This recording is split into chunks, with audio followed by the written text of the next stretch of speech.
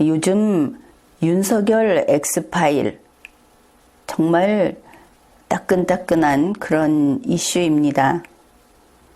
언론에서도 직접 다루고 있고 정치권에서도 마찬가지입니다. 그래서 이것 때문에 윤석열 씨를 지지하던 국민들이 이래 가지고는 지지할 수 없다. 이런 사람도 나오고 또 윤석열 씨가 음해를 당하고 있다. 이런 사람들도 있습니다. 그것은 그렇다 하더라도 윤석열 엑스파일이라고 하는 것이 공정한 대선을 망치고 있는 것처럼 보인다. 그래서 그 부분을 분석해 보기로 하겠습니다. 윤석열 씨는 대선 출마 선언을 아직 하지 않았습니다. 그럼에도 불구하고 벌써 오래전부터 지지율 1위의 대선 후보 그러한 자리를 굳혀놓고 있죠. 이런 경우에 각종 의혹이 제기될 수 있습니다. 아주 많이 의혹이 많다. 저 사람은 대선 나올 수 없을 정도로 형편이 없다. 이런 이야기 나올 수 있죠. 실제로 그래서 그럴 수도 있고 아니면은 정치적인 반대편 그쪽에서 이 강한 경쟁자를 없애기 위해서 그렇게 만들어낼 수도 있습니다. 아무튼 그러한 의혹이 제기된 것은 이미 오래됐습니다. 윤석열 씨의 적이 우파였을 때는 우파 쪽에서, 좌파였을 때는 좌파 쪽에서 이것은 해묵은 논의다. 해묵은 의혹이다. 그렇게 볼 수 있는 것이죠. 그것이 쭉 쌓였고 또 뭐 그러면서 더 많아졌을 수도 있습니다. 그런데 문제는 이것이 엑스파일이라는 명칭으로 알려지기 시작한 것이죠. 엑스파일이라고 하는 것은 문건이라는 뜻입니다. 그 전에 소문으로 떠돌아다니던 것, 인터넷에서 게시글로 돌아다니던 것, 이것이 문건으로 만들어졌다. 이런 뜻이죠. 여기에서 한 가지 반드시 생각해야 할 것은 문건은 나무에서 저절로 열리지 않습니다. 그렇죠. 반드시 그가 어느 기관에 있든 아니면 개인이든 어떤 인간이 만들었다. 만든 자가 있다. 아주 간단한 이야기이면서도 모든 문제를 푸는 출발점이 바로 이것입니다. 누가 만들었구나. 그렇죠. 우리가 알고 있기로는 1차 엑스파일이 나타났다. 그런 뉴스가 보도됐습니다. 그때 엑스파일, 윤석열 엑스파일이라는 것을 알게 되었죠. 그것이 어디에서 나왔는가? 그것은 국민의힘 국회 보좌관실에서 나왔다 하는 겁니다. 국민의힘에서 나왔구나. 그것을 알 수 있죠. 1차 엑스파일은 윤석열 본인에 관련된 것이라고 합니다. 유의할 것은 여기에 들어있는 정보가 검찰이나 법무부 내부에서만 알 수 있는 그런 정보였다. 그러면은 그런 곳에서 나왔겠구나. 이렇게 생각할 수 있죠.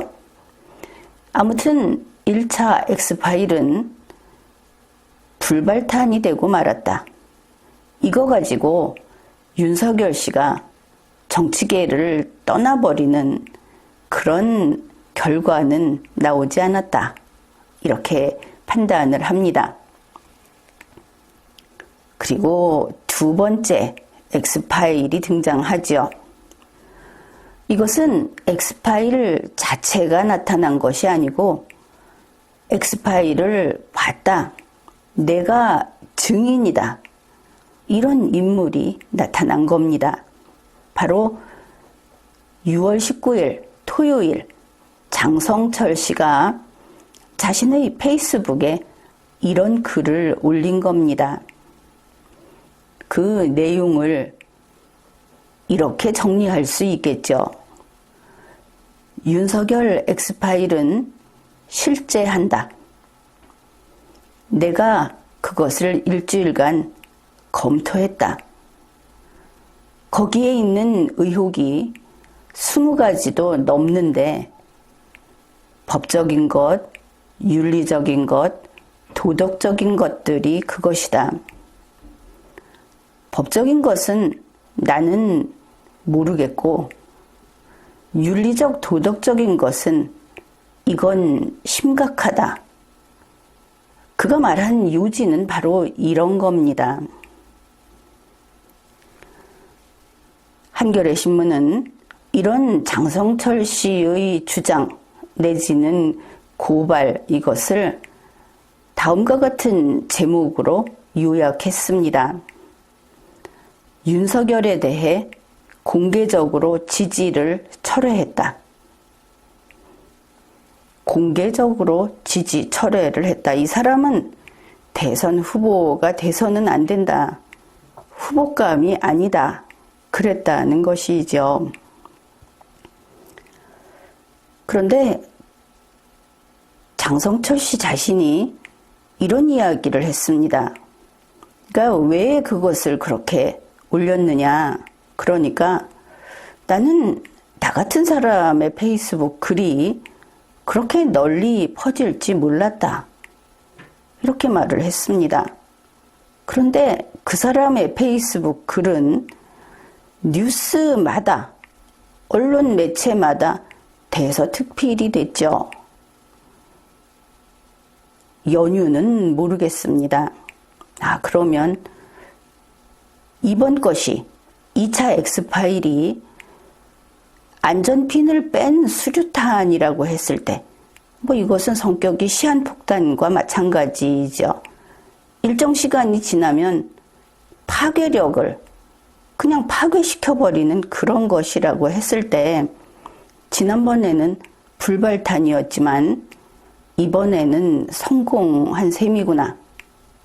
장성철 씨의 말이 그럴 줄 몰랐다 하는 게 이번에는 성공했네 이런 뜻인가? 그렇게 볼 수 있겠죠. 이 사람의 행태가 좀 납득하기 어려운 점이 있습니다. 이 사람이 장성철 씨가 6월 19일에 글을 올려놓고 비판이 빗발치듯 하니까 그럴 줄 몰랐다 하고 글을 숨겨버렸다고 하지 않습니까? 그러면 더 이상 그런 짓을 그만두어야 하겠죠. 그런데 이 사람은 그러지 않았습니다. 김현정 쇼, 김어준 쇼, 각종 방송 여기저기 나가서 그 내용을 계속 퍼뜨리고 있습니다. 윤석열 엑스파일은 진짜 있다. 내가 봤다. 내가 일주일 동안 심사숙고하면서 검토했다. 그런데 내가 보니까 이거 심각하다. 이건 안 된다. 이렇게 계속 퍼뜨리고 있는 것입니다. 이렇게 퍼질 줄 몰랐어요 하는 사람이 그 말과 행동이 정반대다 하는 것을 알 수 있죠. 참 열심히 하는구나. 장성철 씨 혹시 지금 임무 수행을 하고 있는 것인가? 이렇게 보이는 겁니다. 우선 여기까지 간단히 정리를 해봅시다. 지금 이야기한 그것만으로 피해자가 발생하죠. 그 이름을 한번 대보십시오. 누굽니까? 가장 큰 피해자는 윤석열 씨가 되겠죠. 그 소문으로 돌아다니는 거 나도 그런 소문 뭐 직접 들은 것도 있고 안 들은 것도 있고 잘 모르겠다. 본인이 거기에 대해서 입장을 밝힐 필요가 없는 겁니다. 소문일 때는. 그런데 장성철 씨가 나서서 엑스파일은 분명히 있다. 이거는 A4 용지 10페이지짜리로 목차는 이렇게 돼 있고 그 안에 있는 의혹은 본인 것, 아내 것, 장모 것 해서 그 안에 문제점까지 다 들어있다. 이렇게 구체적으로 이야기를 하면 사람들이 어떻습니까? 눈앞에 그려지죠.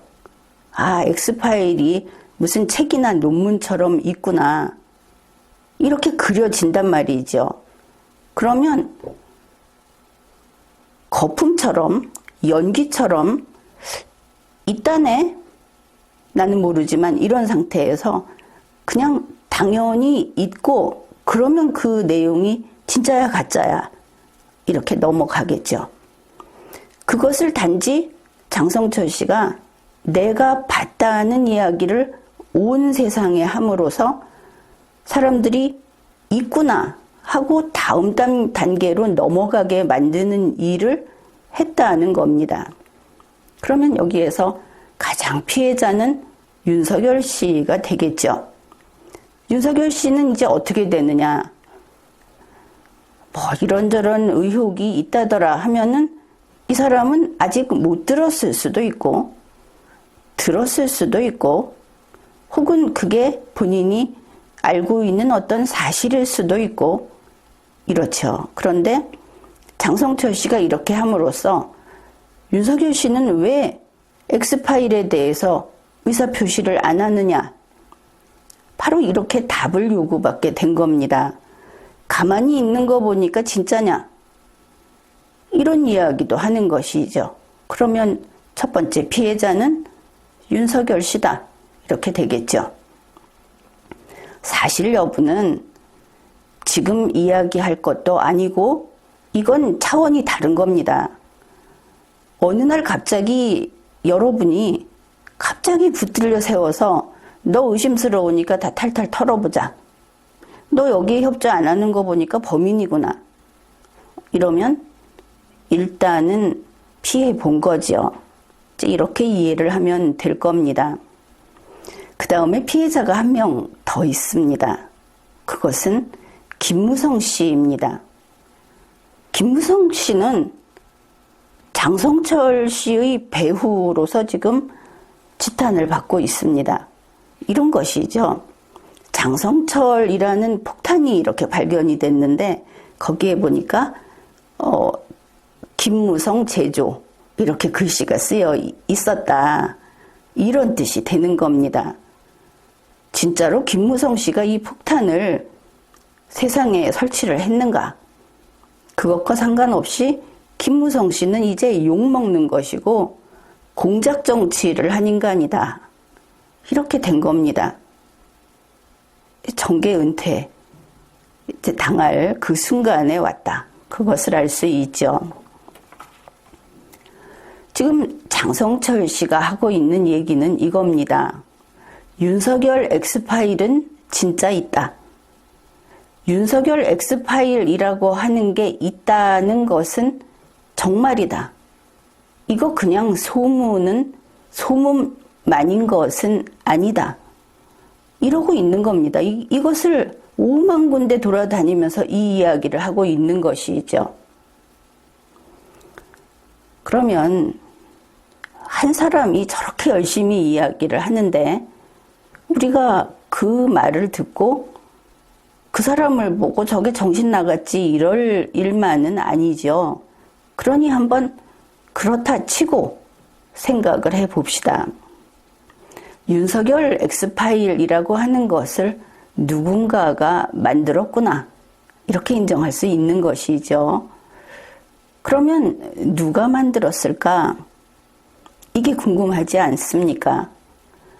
장성철 씨가 CBS하고 인터뷰를 하면서 했던 이야기들이 우리가 이제 거기에서 그 정보를 좀 얻을 수가 있습니다. 그가 이렇게 말을 했습니다. 한 일주일 전 그때쯤 여권 쪽 사람이 이걸 나한테 줬다.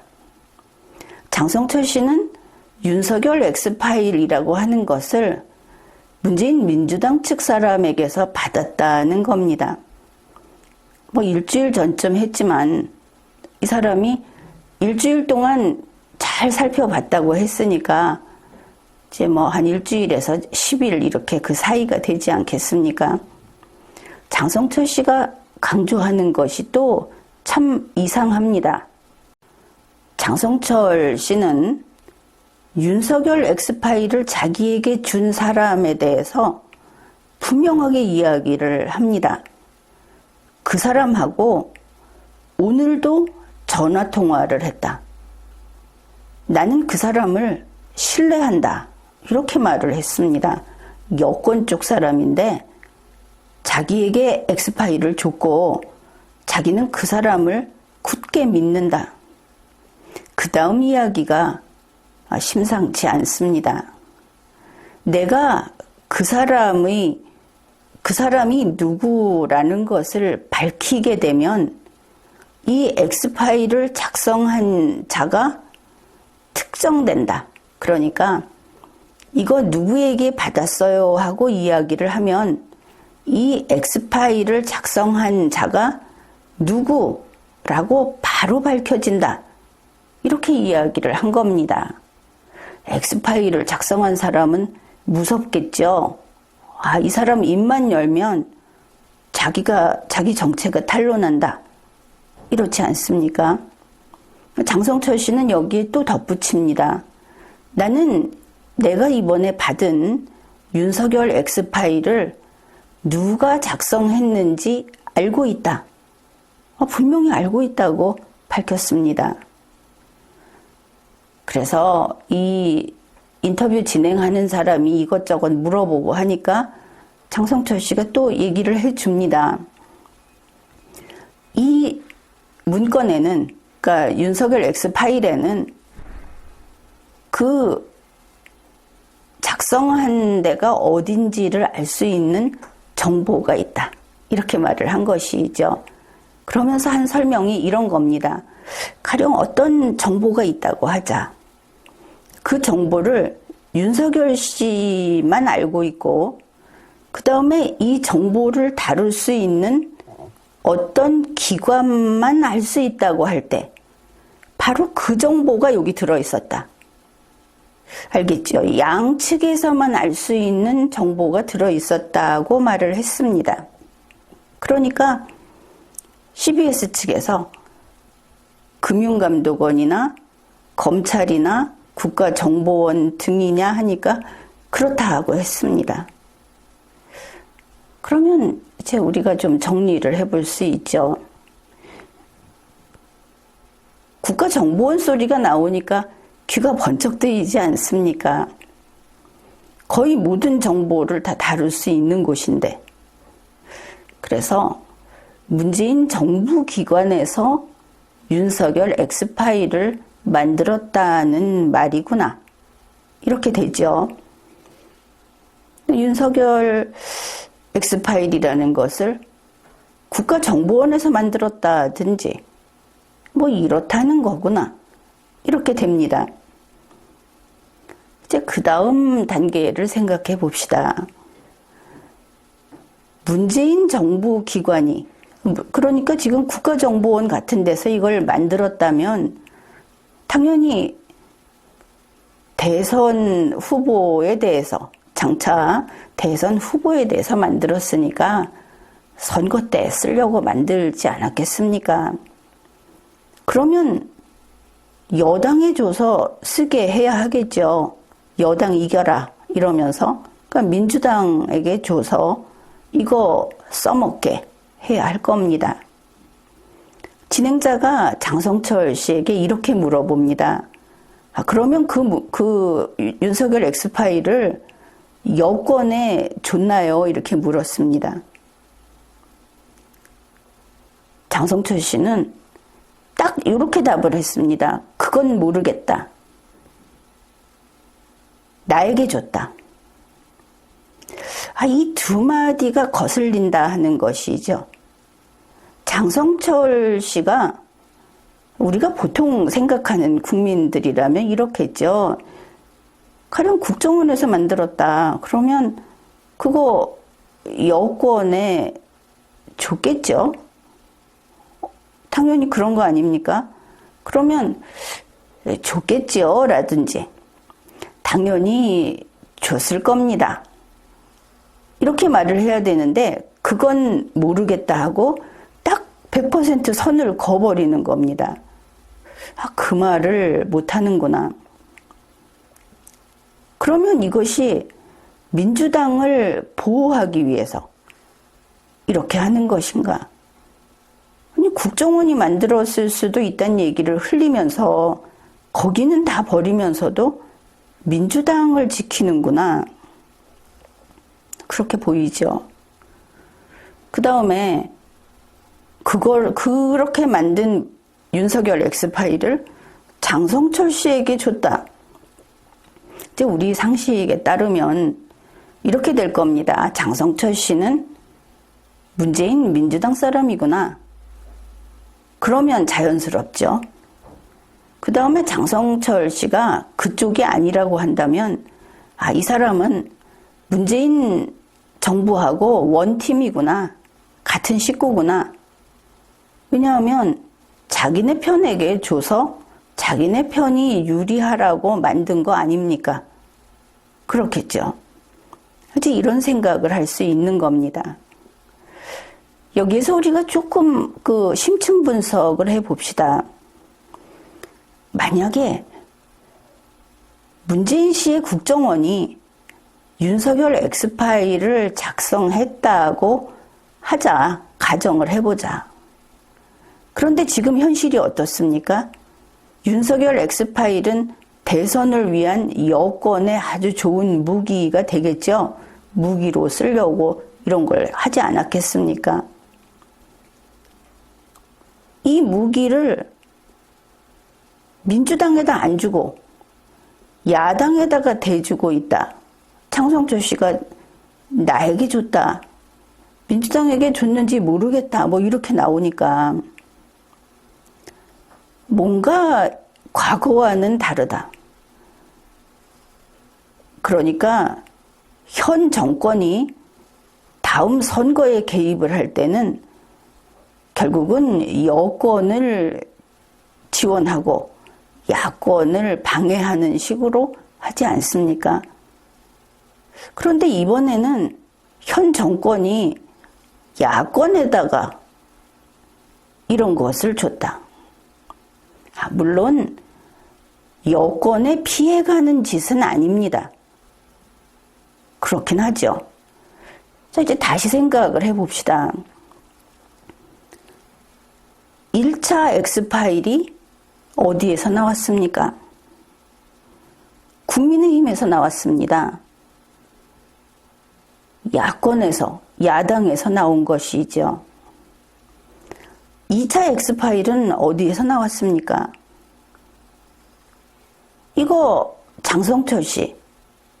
이 사람이 지금 증인이다 하면서 내가 봤소, 진짜로 있어 하고 다니죠. 이 사람 지금까지 쭉 국민의힘 계통, 다시 말해서 보수정당에서 일한 사람이다. 그렇죠. 그러면 2차 X파일도 국민의힘에서 나왔다. 야권에서 나왔다 하는 겁니다. 그러면 이번에는 참 독특하게도 이것이 가령 공작 정치라고 했을 때 우리가 이제 국가정보원이 만들었다 이렇게 이제 설명을 위해서 하여튼 이야기를 했죠. 국가정보원이 만든 윤석열 X파일을 국민의힘이 가지고 공작 정치를 펼치고 있다. 이렇게 돼버립니다. 그러면 이 국민의힘 사람, 야당 사람이 이번 이 작전의 행동대원이구나. 이런 행동대원은 배신자가 되겠죠. 이렇게 추론이 가능한 겁니다. 그리고 이런 의심이 점점 커지면 결국 유승민 씨가 피해 호소인이 될 수 있겠죠. 장성철 씨는 그러면은 어떤 사람인가? 이 사람은 자기가 국민의힘 당원은 아니다, 이렇게 말을 합니다. 그러나 국민의힘 쪽의 후보가 대통령이 되는 것을 자기는 원한다. 어떤 사람이, 특정인이 이렇게 말을 하죠. 그들의 관계가 어떤가를 좀 살펴봅시다. 장성철 씨의 이야기를 바탕으로 보는 겁니다.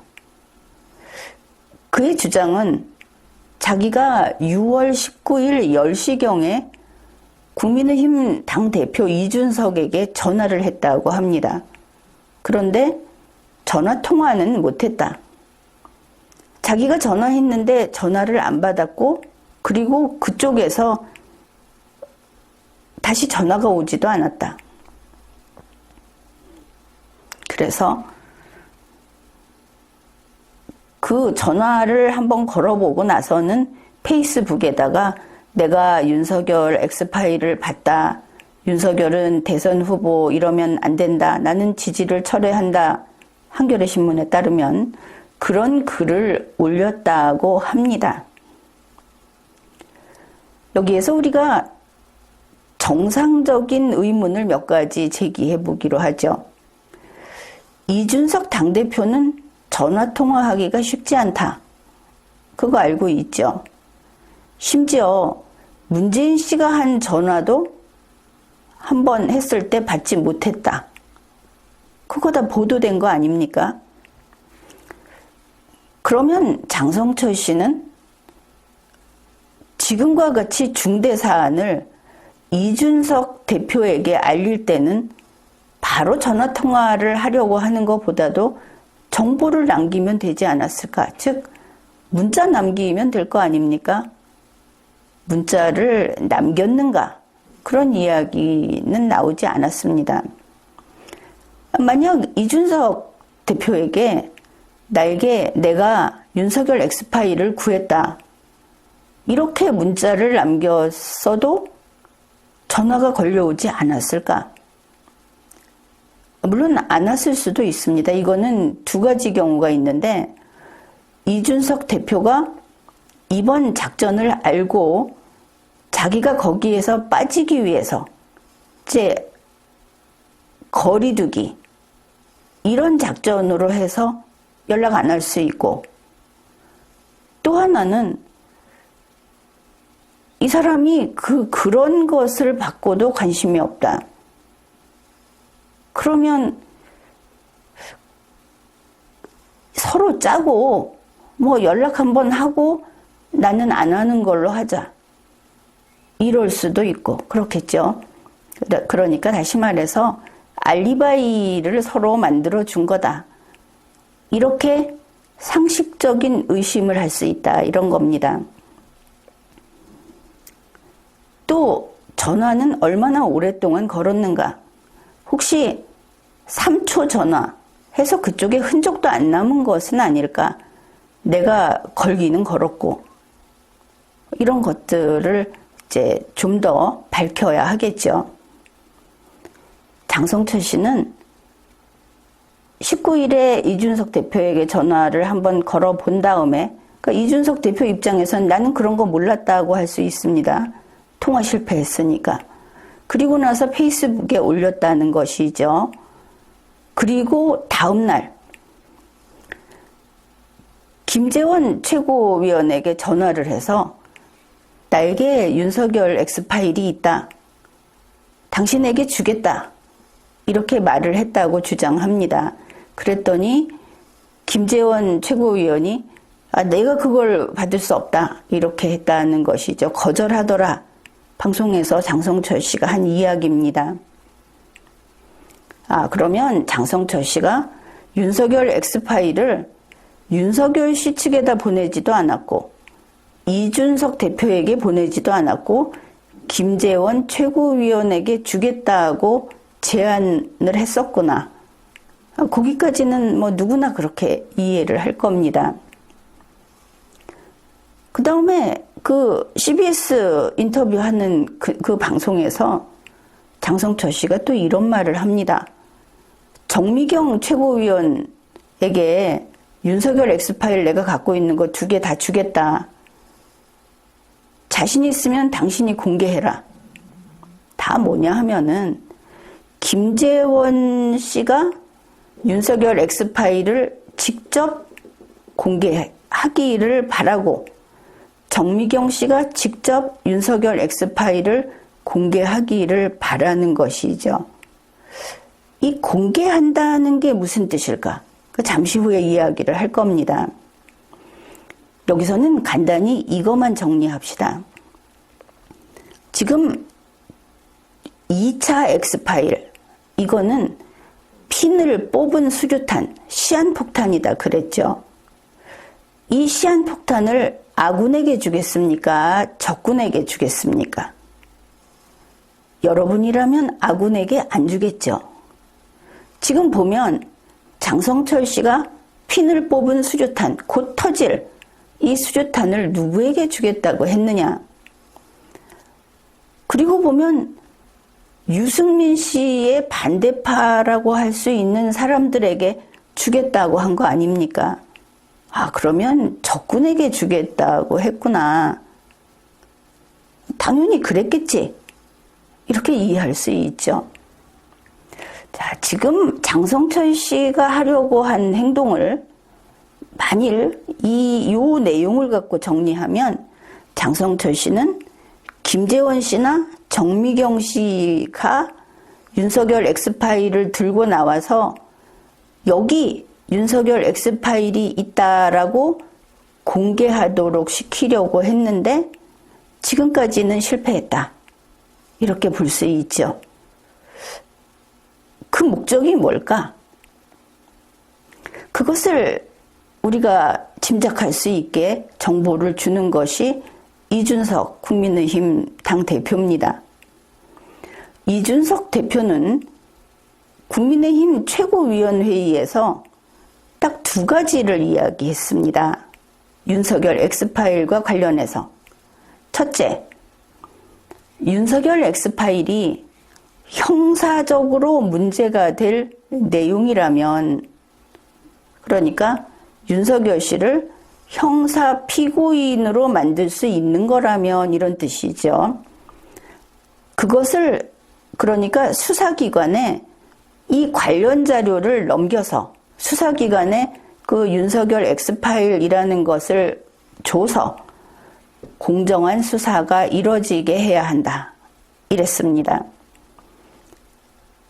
윤석열 엑스파일을 경찰이나 검찰이나 뭐 공수처나 이렇게 거기에다 보내서 윤석열 씨가 형사 피고인, 그러니까 피의자로서 수사받게 하라.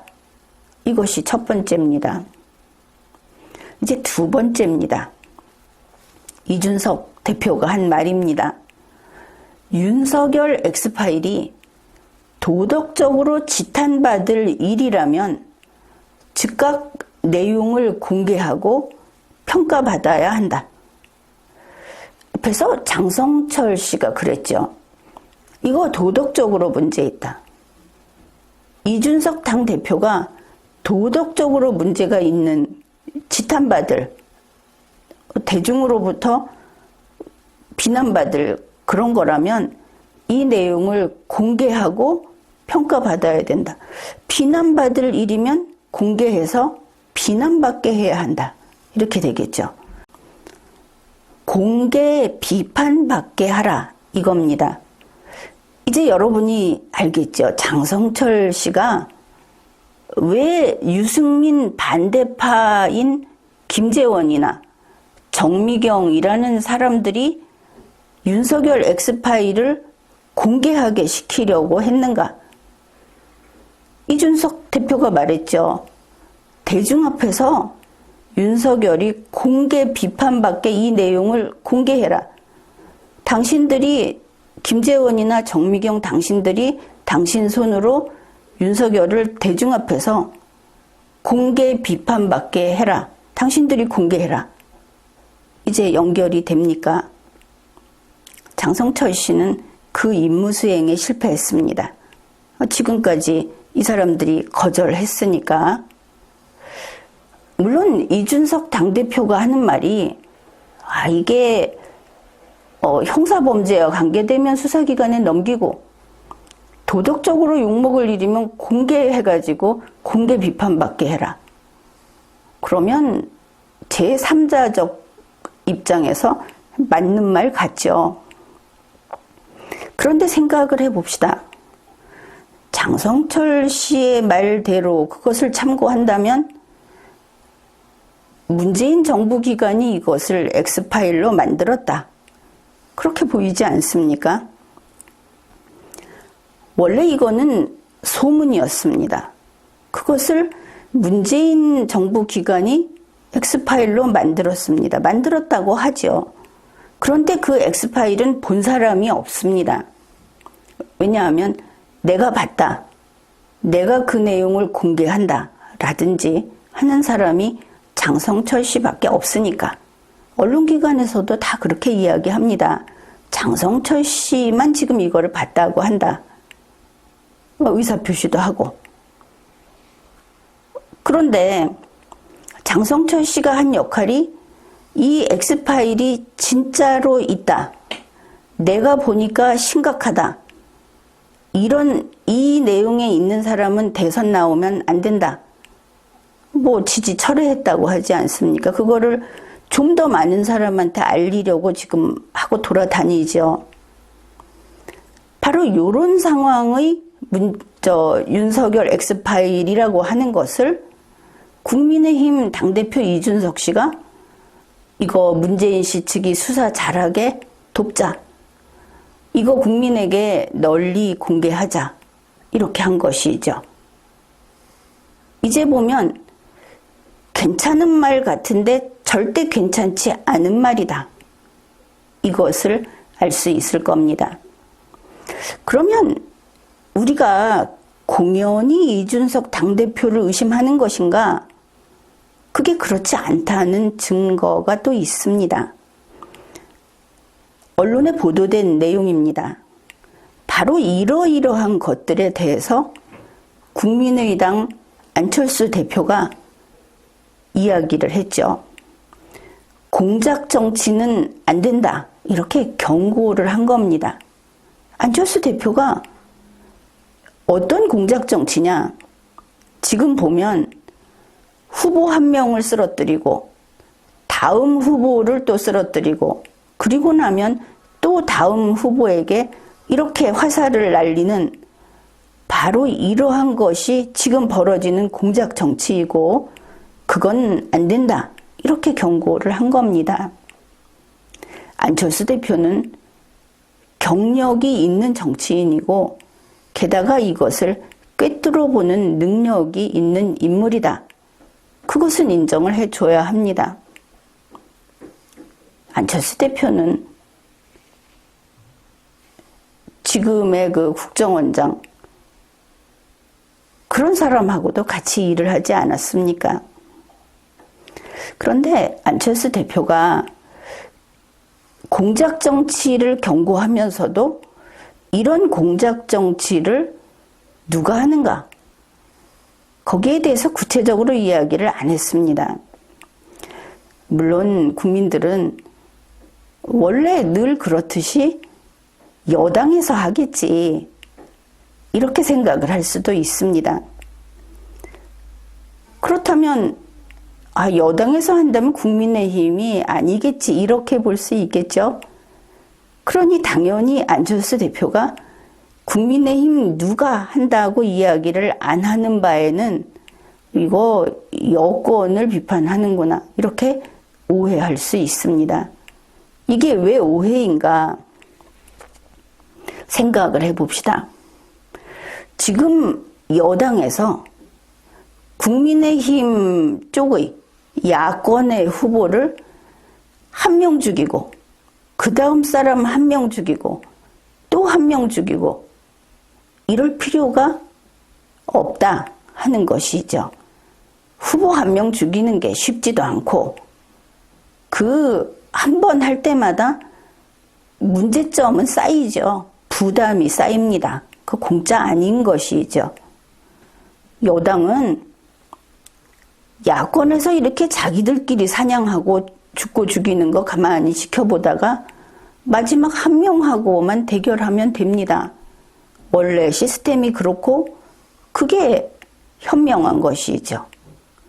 그렇다면 이 공작 정치는 국민의힘 측에서 하고 있구나. 이렇게 정리가 되죠. 그러면 누군가 지금 겨냥하고 있는 후보가 한 명씩 없어졌을 때 가장 이익을 보는 국민의힘 후보가 누군가, 그것을 찾으면 답이 나올 겁니다. 여기에서 안철수 대표의 그 표현대로 한 번에 후보 한 명씩을 제거한다. 정말 그렇다면 이게 어떻게 가는가? 그걸 생각해 봅시다. 그리고 보면 이거 역할 분담을 해서 하고 있는 것 같다. 이런 생각도 들죠. 안철수 대표, 그러니까 안철수 후보를 제거하는 것을 주도적으로 하는 이런 사람은 하태경 씨가 아닌가. 뭐 하태경과 그 외에 누구누구 이렇게 볼 수가 있습니다. 하태경 씨 이렇게 이야기를 했죠. 안철수 씨는 이제 끝났다. 사람들은 그러한 이야기를 함으로써 그야말로 안철수 씨를 관에 넣고 관짝에 못 박았다. 이렇게 이야기들을 합니다. 그러면 그렇구나. 윤석열 씨를 제거하는 것은 그렇다면 김무성 씨가 맡았구나. 이렇게 생각할 수 있겠죠. 왜냐하면 뭐 김무성이 만든 폭탄 이렇게 지금 다들 거기까지 봤으니까, 게다가 제조자 명이 딱 쓰여서 누가 봐도 이거는, 그래서 김무성 씨가 나는 상관없어요 이런 얘기를 했죠. 해도 안 된다. 결국 김무성 씨는 자기 손에 피를 묻히면서 이 임무를 수행했다. 본인이 만일 원하지 않았으면 음모의 희생자가 된 것이고, 대충 알고 있었으면 그냥 감수하고 있는 것이고, 이렇게 되겠죠. 결과적으로 윤석열 제거에 나선 김무성, 그가 이번 이 작전을 하면서 자기 살점이 뜯겨나가고 있는 겁니다. 아파 죽겠죠. 그런데 김무성 씨는 자기는 모른다고 합니다. 정말 모른다면 살이 많아서 살점 뜯기는 걸 모르는 것인가? 그런 생각이 들죠.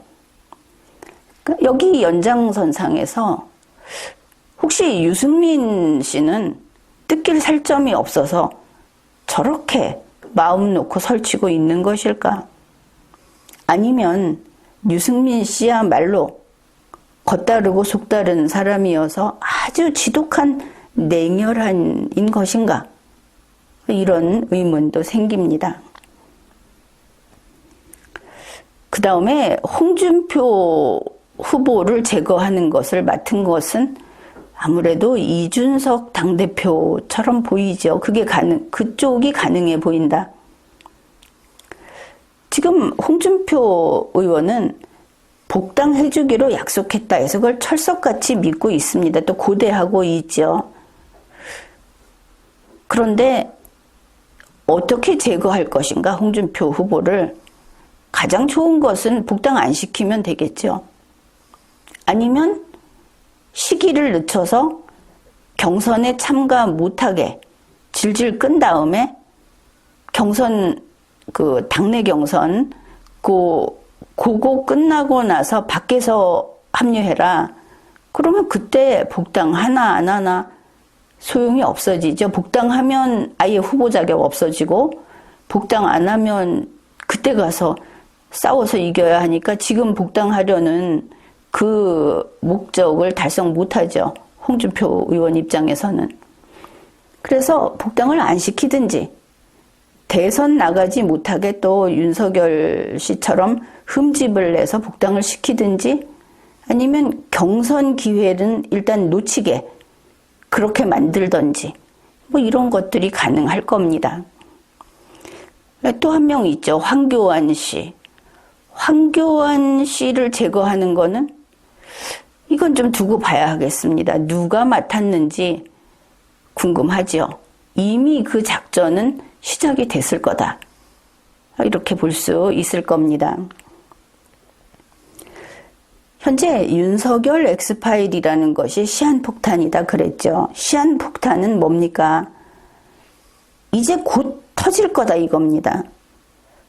윤석열 씨 입장에서는 협박당하고 있는 거죠. 그러면 이 특정 세력이 공작 정치를 하고 있는 이들이 윤석열 씨를 협박하는 목적은 무엇인가?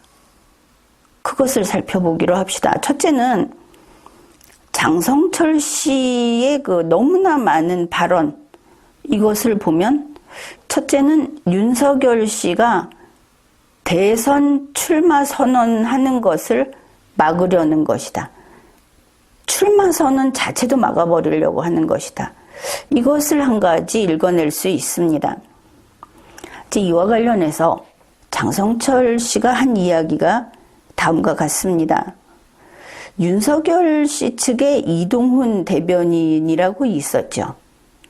그 이동훈 대변인이 윤석열 씨가 6월 27일쯤에 출마 선언을 할 거다.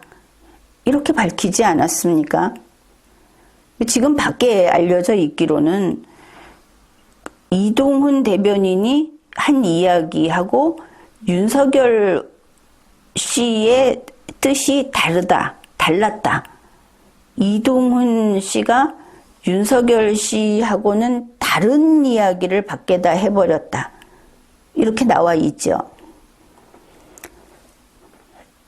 그런데 이동훈 씨는 평소에 그 대선 후보의, 그러니까 대변인의 머리는 없고 대변인은 대선 후보의 입일 뿐이다. 대선 후보와 똑같은 말만 할 수 있는 것이 대변인이다. 뭐 이런 주장을 했다고 합니다. 결과가 다르죠. 왜 다른가? 참 이상하다. 장성철 씨는 이렇게 이야기를 합니다. 물어봤습니다.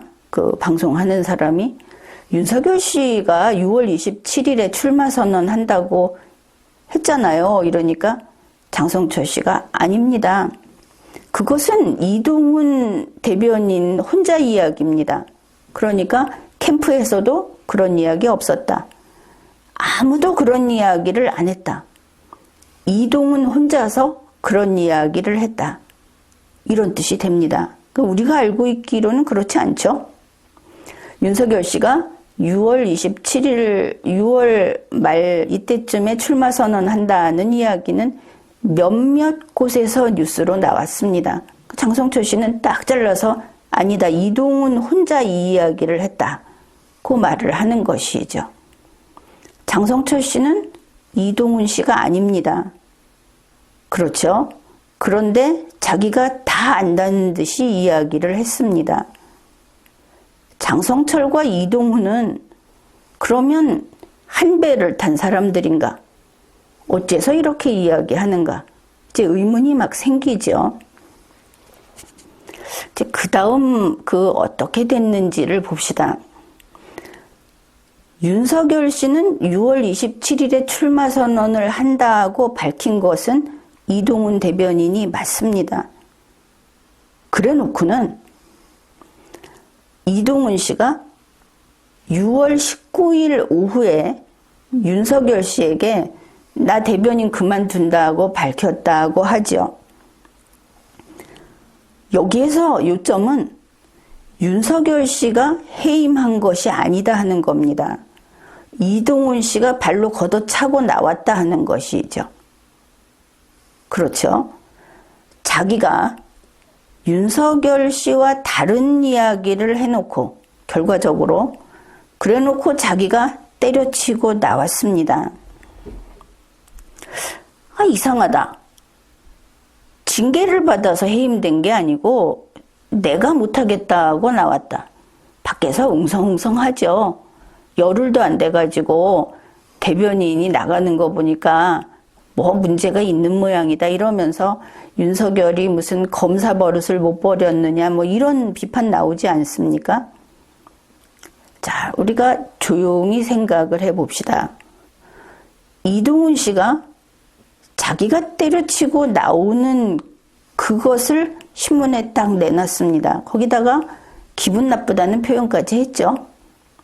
그 결과가 뭐냐면 윤석열 리더십에 문제 있는 모양이다 하는 것으로 이어져서 이게 기자들 간에 여기에 다 공감하고 있다. 이게 나옵니다. 그러면 이동훈 대변인은 사표 쓰고 나오면서 보기 좋게 윤석열 리더십에 흠집을 내버린 겁니다. 저 변변찮은 인간 이렇게 아주 큰 전과를 낸 거죠. 특이한 것은 이동훈 대변인이 사표 쓴 6월 19일이 장성철 씨가 페이스북에다 윤석열 X파일 있다고 글을 게시한 같은 날입니다. 같은 날 동시에 이 짓을 했다.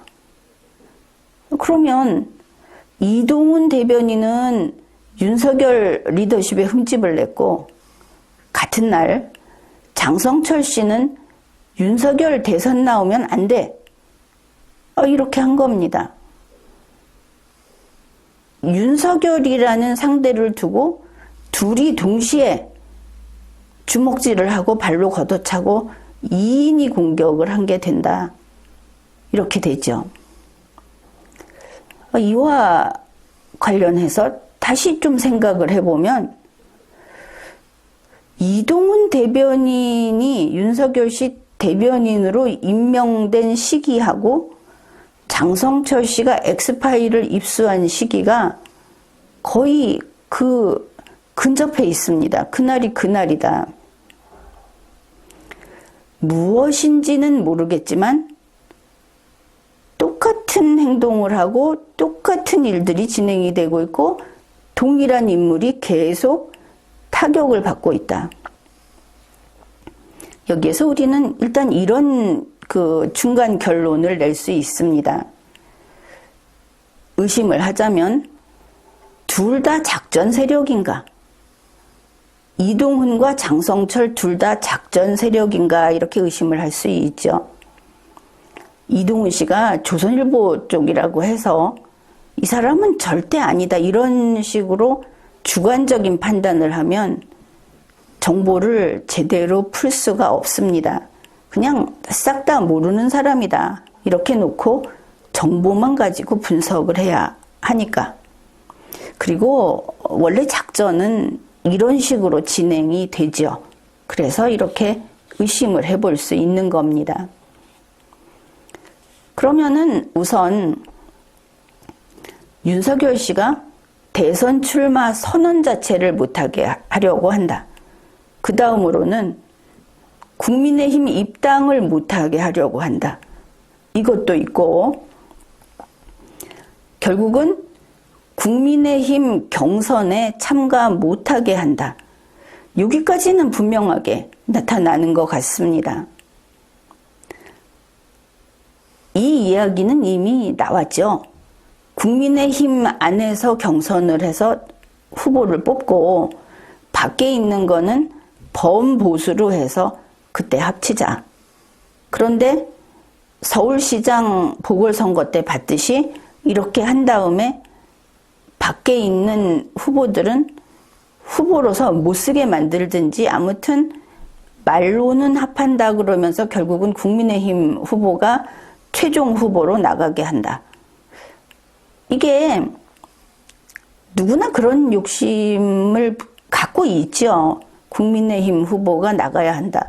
뭐 국민의당에서는 국민의당 후보가 나가야 한다. 이렇게 말을 할 겁니다. 그런데 자기네가 마치 아닌 것처럼 공정한 플랫폼인 것처럼 하면서 여기에 어긋나는 사람들은 다 나쁜 자들이다. 우리의 그 정권 교체라고 하는 그 선한 목적에 반하는 것들이다. 뭐 이렇게 낙인을 찍는 것이죠. 그런데 자기네들은 안에서 공정한 룰을 비틀어 가지고 공작 정치를 하고 있다. 이런 얘기가 지금 나오고 있는 겁니다. 어째서 윤석열 씨에게 이러이러한 것들을 지금 하려고 하는가? 대선 나온다는 선언을 못하게 하고 국민의힘에 들어오지 못하게 하고 말로는 들어오라 하면서 그 다음에 국민의힘 경선에는 기필코 참가해서는 안 된다. 이런 그 반드시 해야 되는 목표를 세우고 있다고 보인다는 겁니다. 그 이유는 여기서 볼 수 있죠. 장성철 씨가 이렇게 말을 했습니다. 6월 27일에 출마 선언하지 마라. 그러면서 하는 말이 7월 2일에 장모 재판을 보고 그때 그게 끝난 후에 출마 선언을 하면 어떻겠느냐. 이거 바로 윤석열 엑스파일을 가지고 윤석열 씨를 공격하고 있는 것이죠. 엑스파일에 있는 건 사실이다. 따라서 7월 2일 장모 재판이 윤석열 씨가 아니고 장모 재판이 유죄가 나오면 윤석열 당신은 흠 있는 인간이다. 그러니 대선 나오지 마라. 출마 선언도 하지 말고 끝내자. 당연히 이렇게 연결이 되는 것이죠. 장성철 씨는 계속 윤석열 엑스파일이 있다? 그것이 사실이다까지 가고 있는 것을 알 수 있습니다. 이 주장에서. 그 다음에 또 이런 이야기도 했습니다. 국민의힘 경선 8월에 못한다. 뭐 한 11월 다 가서 할 거다. 그러니까 입당해가지고 경선 못할까봐 입당 서두르는 거 그거 하지 마라. 이런 이야기를 반복했습니다. 그러니까 빨리 입당을 해서 경선에 참가하는 일이 생기면 큰일 난다는 인식이 있는 것을 알 수 있죠. 그렇다면 이렇게 경선 빨리 할 거라는 이준석 씨의 말이 쑥 들어가 버린 것이 약간은 좀 삐끗하긴 했지만 이제는 안 하는 것이 이준석 당대표는 빨리 한다고 하고 지금 그냥 있죠. 장성철 씨는 이거 아직 한참 있어야 한다고 지금 나와서 막 방송마다 얘기를 합니다. 그래서 사람들이 그렇겠지. 맨 처음에 국민의힘에서 11월 그때 한다고 했으니까 이 말이 더 신빙성이 있어 보이죠. 그런데 이준석 대표는 빨리 안 오면 버스 출발해버릴 거라고 했습니다. 실질적으로 당대표는 이준석 씨이죠. 이렇게 양면으로 사람들에게 혼동되는 정보를 퍼뜨려 놓고 논리적으로 11월 그쯤 하는 게 맞을 거다. 민주당도 늦춘다고 하니까. 이렇게 사람들이 느슨하게 있을 때 그냥 경선버스 출발시켜버린다. 이게 가능하겠구나 이런 생각이 들죠. 그 다음에 장성철 씨가 윤석열 씨는 안 된다고 하는 이유가 또 있습니다. 그가 이렇게 말을 했습니다. 윤석열 씨 의혹이 20가지도 넘고 이거 한 가지 의혹 해명하고 나면 또 다음 거 해명해야 되고 이래서 해명하다 보면 언제 뭐 이런 어떤 정책을 펴겠다 하는 설명할 시간이 없다. 이렇게 말을 했는데 생각해 보십시오. 대선까지 그 의혹이 설령 20가지 넘는다고 해도 윤석열 씨 본인이 알아서 할 일 아닙니까? 그 정도 본인이 해결할 능력이 없으면 어떻게 검찰총장하고 지금까지 끌고 왔겠습니까? 이거 다 검찰총장 하기 전에 옛날 얘기들인데, 그러니 본인이 하든지 어떠든지 감당할 것이고, 그리고 대선까지는 시간이 충분합니다. 장성철 씨는 시간이 없다고 하죠. 여기에서 알 수 있는 것이 경선까지는 시간이 안 된다는 뜻이구나. 경선 버스를 빨리 출발시켜서 밖에 있는 사람들한테 잔뜩 운만 띄워놓고 안 받아들일 생각이구나. 이것을 좀 예측할 수 있습니다. 이렇게 보면은 이번 선거 정국은 공작 정치가 부활하고 있구나 하는 것을 알 수 있고, 앞으로 내년 3월까지 피 튀기는 음모와 술수가 넘칠 듯하다. 이것을 알 수 있죠. 지금까지 나오는 내용들을 보면은 김무성 씨, 유승민 씨 팀이 그나마 공격을 덜 받고 있는데, 이제 보니까 김무성 씨도 손에 피 묻혔죠. 본인이 살점이 뜯기고 있습니다. 손에 피 묻히지 않고 아주 곱게 보호되고 있는 것은 유승민 씨밖에 없구나. 이상하게도 그렇구나. 이런 생각이 듭니다. 이준석 당대표 이미 발이 진흙에 빠졌습니다. 손에 피 묻히는 것은 시간 문제다. 이렇게 보이죠. 그것은 그렇고, 이렇게 이야기하는 것이 윤석열 씨를 막 지지하지 않는, 리마연에선 누구를 막 지지하고 그런 것도 없죠. 그런 입장에서 왜 하는가? 정보가 왜곡되는 것은 막는다. 이런 겁니다. 제대로 된 정보를 여러분에게 주고 판단은 여러분이 하라는 것이죠. 여기에서 이거 하나를 더 짚고 가기로 하죠. 도대체 윤석열 씨에게 누가 이동훈 씨를 대변인으로 추천했느냐. 지난 리마연 방송에서 입주 가정교사 이거 문제다 이런 이야기를 했죠. 아마도 초기에는 김무성 씨도 유승민 씨도 다들 한 식구인 줄 알았을 겁니다. 다 윤석열 씨하고 사이가 좋았죠.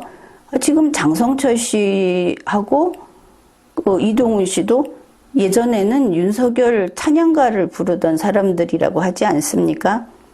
그 사람들은 보스를 따라가는 사람들이죠. 어찌됐든 그래서 자기 보스가 윤석열을 좋아하면 자기도 좋아하고 이럴 수 있을 겁니다.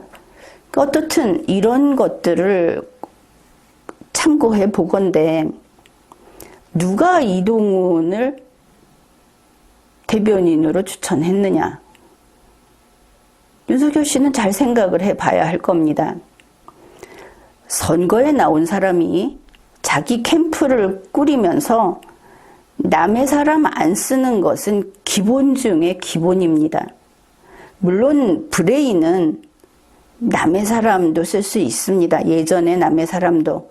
왜냐하면 브레인은 자기 고집이 있고 자기 이론이 있습니다. 그러니 과거는 흘러간 것이고 지금은 달라질 수 있죠. 브레인이 아닌 나머지, 다시 말해서 실무를 담당한다든지 행동을 한다든지 하는 사람들은 남이 쓰던 사람은 남에게 충성한다 이걸 생각해야 하는 것이죠. 이거 정리가 안 되면 지금 벌써 아주 심한 결정타 많이 맞았죠. 앞으로도 결정타가 계속 날아들 겁니다. 내부에서. 우리 집안에서 수류탄 터지고 막 하는 것이죠. 남의 사람 쓰면 윤석열 씨는 이렇게 생각할지 모릅니다. 여기 우리 캠프에 있는 정보를 빼내 갈 거다. 그것도 중요한 문제죠. 그래서는 안 되겠죠. 이제 스파이가 있을 수 있다 이렇게 생각을 할 겁니다. 그런데 스파이 정도가 아니고 내부에서 자살폭탄조로서 활동을 하는 일이 생긴다 하는 겁니다. 이게 더 결정타를 먹이니까. 남의 당 사람, 남의 캠프 사람, 경쟁 후보의 진영에서 자라온 사람, 이거 안 된다. 그것만큼은 분명히 알아야 할 겁니다. 지금까지 일들을 쭉 보게 되면 머지않아 윤석열 씨의 초기 멤버 중에 자살 폭탄조가 곧 또 나타날 것이다. 이렇게 추측을 합니다. 지금까지 리걸마인드 연구소였습니다.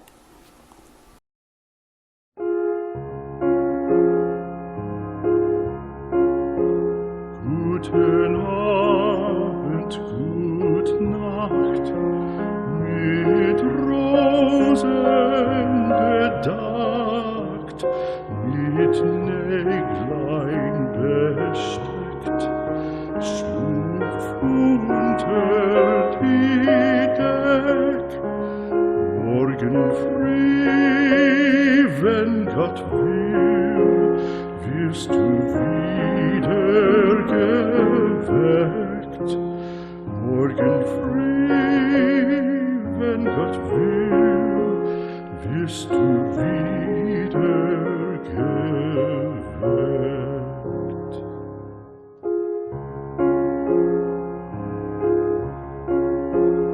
Guten Abend, gute Nacht, von Englein bewacht, die zeigen im Traum dir Christkindleins Baum.